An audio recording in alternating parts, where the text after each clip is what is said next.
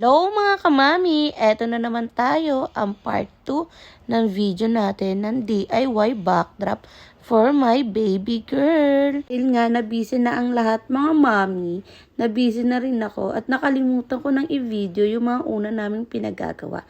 Kung mapapansin nyo, nasa venue na kami niyan kasi limited lang yung oras ng pag-setup namin. So napagdesisyonan ko, nasa bahay pa lang makapag-balloons na kami para pag nasa venue na kami, magkakabit-kabit na lang kami.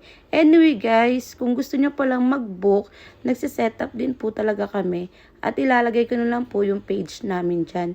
And sobrang thankful ko din dahil may team akong masisipag at mga magagaling talagang gumawa. Affordable na po and quality pa po ang gawa namin. Huwag po kayong mayang mag-message sa amin. Ilalagay ko po yung page namin. And balik na tayo sa pagsisetup ko sa birthday ng baby Amarish ko.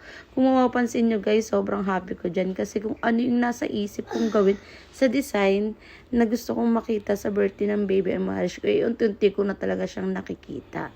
O diba, busy kaming lahat. Pero guys, kung pag nagsisetup po talaga kami sa mga event namin, naka-uniform kami. Yung damit ko dyan, yan yung naka-black po. Ako po yun. And dyan, medyo patapos na po kami dyan that time. And sobrang natutuwa na ako agad sa outcome na ginagawa namin.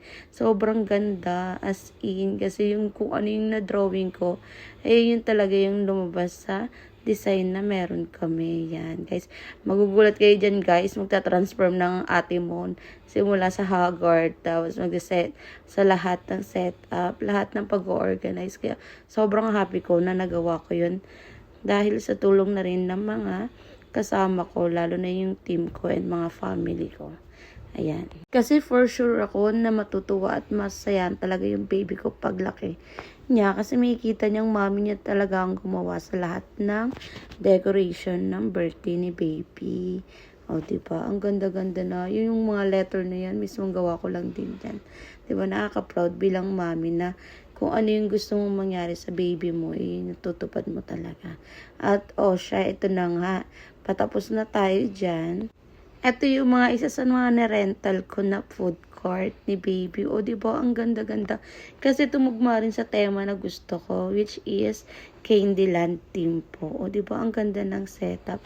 At ayun na guys, ang dami ng tao. Nag-i-start na yung event. And kami ni baby is nag-transform na to, diba? Tuwang-tuwa yung baby Marish ko. From haggard na nanay, boom, nag-transfer na para sa celebration ni baby Amarish. Thank you guys. Panoorin niyo yung part 3. Bali may part 3 pa. Yung mga naging ganap sa birthday ng baby ko. Thank you so much. Bye. Thank you for watching. Bye.